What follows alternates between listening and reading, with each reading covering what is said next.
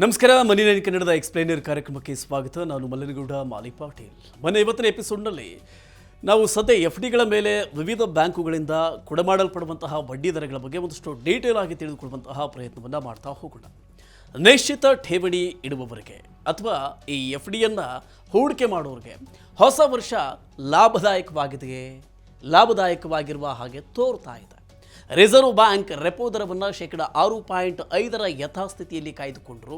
ಹಲವಾರು ಬ್ಯಾಂಕುಗಳು FD ಮೇಲಿನ ಬಡ್ಡಿ ದರದ ಏರಿಕೆ ಮಾಡಿವೆ. SBI ಸೇರಿದಂತೆ ಹಲವಾರು ಬ್ಯಾಂಕುಗಳು ಸ್ಥಿರ ಠೇವಣಿ ಬಡ್ಡಿ ದರಗಳನ್ನು 8ರಿಂದ 9% ಹೆಚ್ಚಿಸಿವೆ. SBI ಮತ್ತು ಇತರ 7 ಬ್ಯಾಂಕುಗಳು FD ಬಡ್ಡಿ ದರಗಳನ್ನು ಹೆಚ್ಚಿಸಿವೆ. ಇದೆಲ್ಲದರ ಪರಿಣಾಮ ಈ ನಿಶ್ಚಿತ ಠೇವಣಿ ಅಂದರೆ FD ಮೇಲಿನ ಬಡ್ಡಿ ದರಗಳು 8ರಿಂದ 9% ತಲುಪಿವೆ. ಹಾಗಿದ್ರೆ ಯಾವೆಲ್ಲ ಬ್ಯಾಂಕುಗಳು ಎಷ್ಟೆಲ್ಲ ಬಡ್ಡಿ ದರವನ್ನು ಹೆಚ್ಚಿಸಿವೆ ಅದನ್ನು ಕೂಡ ನಾವೀಗ ನೋಡ್ತಾ ಹೋಗೋಣ. ನೋಡಿ, ಪ್ರಮುಖವಾಗಿ ಸ್ಟೇಟ್ ಬ್ಯಾಂಕ್ ಆಫ್ ಇಂಡಿಯಾ ಅಂದರೆ SBI ಗಮನಾರ್ಹವಾದ ಏರಿಕೆಯನ್ನು ಮಾಡಿದೆ. 7 ದಿನಗಳಿಂದ 10 ವರ್ಷಗಳ ಅವಧಿಗೆ 3.50ಯಿಂದ 7% ಬಡ್ಡಿಯನ್ನು ನೀಡುತ್ತಿದೆ. 2 ಕೋಟಿ ರೂಪಾಯಿಗಿಂತ ಕಡಿಮೆ ಇರುವ ಎಲ್ಲ FDಗಳಿಗೆ ಈ ದರಗಳು ಅನ್ವಯ ಆಗ್ತವೆ. ಇದಲ್ಲದೆ SBI ತನ್ನ ವಿಶೇಷವಾದ ಅಮೃತ್ ಕಲಶ್ FD ಯೋಜನೆಗೆ ಕೊನೆಯ ದಿನಾಂಕವನ್ನು 2024 ಮಾರ್ಚ್ 31ರವರೆಗೆ ವಿಸ್ತರಿಸಿದೆ. ಈ ಯೋಜನೆಯಡಿ ಸಾಮಾನ್ಯ ನಾಗರಿಕರಿಗೆ 7.10 ಮತ್ತು ಹಿರಿಯ ನಾಗರಿಕರಿಗೆ 7.60ಯಷ್ಟು ಬಡ್ಡಿ ದರವನ್ನು ನೀಡಲಾಗುತ್ತಿದ್ದು, ಮುಂದಿನ 400 ದಿನಗಳ FDಗೆ ಇದು ಅನ್ವಯ ಆಗುತ್ತೆ. ಓಕೆ, ಇನ್ನು ಬ್ಯಾಂಕ್ ಆಫ್ ಬರೋಡಾ ಕೂಡ ತನ್ನ ಅಲ್ಪಾವಧಿ FD ದರವನ್ನು ಪರಿಷ್ಕರಿಸಿದೆ. 7ರಿಂದ 14 ದಿನದ FDಗೆ ನೀಡ್ತಾ ಇದ್ದಂತಹ ದರವನ್ನು 3ರಿಂದ 4.75ಕ್ಕೆ ಹೆಚ್ಚಿಸಿದೆ. 15ರಿಂದ 45 ದಿನಗಳ FDಗೆ ಸಹ 1% ಏರಿಕೆಯನ್ನು ಮಾಡಿದ್ದು, ಅದು 4.5ಕ್ಕೆ ಏರಿಕೆಯಾಗಿದೆ. ಇನ್ನು ಆಕ್ಸಿಸ್ ಬ್ಯಾಂಕ್ ಕಳೆದ ಡಿಸೆಂಬರ್ 26ರಿಂದ ಜಾರಿಗೆ ಬರುವಂತೆ 2 ಕೋಟಿ ರೂಪಾಯಿಗಳಿಗಿಂತ ಕಡಿಮೆ ಠೇವಣಿಗಳ FD ಬಡ್ಡಿ ದರಗಳಲ್ಲಿ ಬದಲಾವಣೆಯನ್ನು ಮಾಡಿದೆ. ಪರಿಷ್ಕರಣೆಯ ನಂತರ ಆಕ್ಸಿಸ್ ಬ್ಯಾಂಕ್ 7 ದಿನಗಳಿಂದ 10 ವರ್ಷಗಳ ಅವಧಿಗೆ 3ರಿಂದ 7.10ಯಷ್ಟು ಬಡ್ಡಿ ದರವನ್ನು ನೀಡುತ್ತದೆ. ಇನ್ನು ಯೂನಿಯನ್ ಬ್ಯಾಂಕ್ ಆಫ್ ಇಂಡಿಯಾ ಬಡ್ಡಿ ದರವನ್ನು 0.25ರಷ್ಟು ಹೆಚ್ಚಿಸಿದೆ. 7 ದಿನಗಳಿಂದ 10 ವರ್ಷಗಳ ಅವಧಿಯ FDಗಳಿಗೆ 3ರಿಂದ 7.75ರಷ್ಟು ಬಡ್ಡಿ ದರವನ್ನು ನೀಡುತ್ತಿದೆ. ಇನ್ನು 399 ದಿನಗಳ ಅವಧಿಯ FDಗೆ ಅತಿ ಹೆಚ್ಚು ಅಂದರೆ 7.25ರಷ್ಟು ಬಡ್ಡಿಯನ್ನು ನೀಡುತ್ತದೆ. ಸಾರ್ವಜನಿಕ ಸ್ವಾಮ್ಯದ ಈ ಬ್ಯಾಂಕ್ ಹಿರಿಯ ನಾಗರಿಕರಿಗೆ 0.50 ಮತ್ತು ಸೂಪರ್ ಸೀನಿಯರ್ ಸಿಟಿಜನ್ಸ್ಗೆ ಹೆಚ್ಚುವರಿ 0.75ರಷ್ಟು ಬಡ್ಡಿಯನ್ನು ನೀಡುತ್ತಿದೆ. ಇನ್ನೊಂದು ಕಡೆ DCB ಬ್ಯಾಂಕು ಕೂಡ FD ದರವನ್ನು ಪರಿಷ್ಕರಿಸಿದೆ.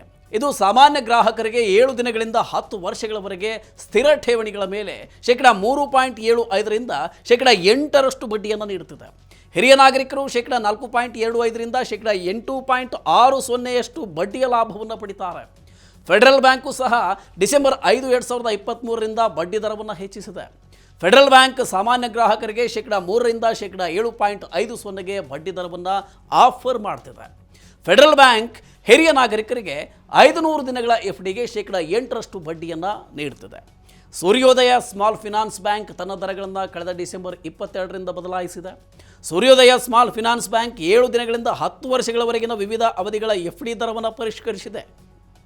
ಈ ಬ್ಯಾಂಕು 4ರಿಂದ 8.65ರವರೆಗೆ ಬಡ್ಡಿ ದರವನ್ನು ನೀಡುತ್ತಿದೆ. ಬ್ಯಾಂಕ್ನ ರೆಗ್ಯುಲರ್ ಕಸ್ಟಮರ್ 2 ಇಯರ್ಸ್ ಟುಡೇ FDಗೆ 8.65ರಷ್ಟು ಬಡ್ಡಿಯನ್ನು ಪಡೆಯಬಹುದು. ಹಿರಿಯ ನಾಗರಿಕರಿಗೂ ಭರ್ಜರಿ ಆಫರ್ ನೀಡಲಾಗಿದ್ದು, 2ರಿಂದ 3 ವರ್ಷದ FDಗೆ 9.10ಯಷ್ಟು ವಾರ್ಷಿಕವಾದ ಬಡ್ಡಿಯನ್ನು ಪಡೆಯಬಹುದಾಗಿದೆ.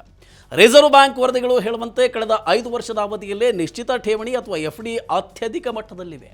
1 ವರ್ಷಕ್ಕಿಂತ ಹೆಚ್ಚಿನ ಅವಧಿಯ ಠೇವಣಿಗಳ ಬಡ್ಡಿ ದರಗಳು ಅಕ್ಟೋಬರ್ 6, 2023ರಲ್ಲಿ 6ರಿಂದ 7.25ರ ಆಸುಪಾಸಿನಲ್ಲಿದೆ.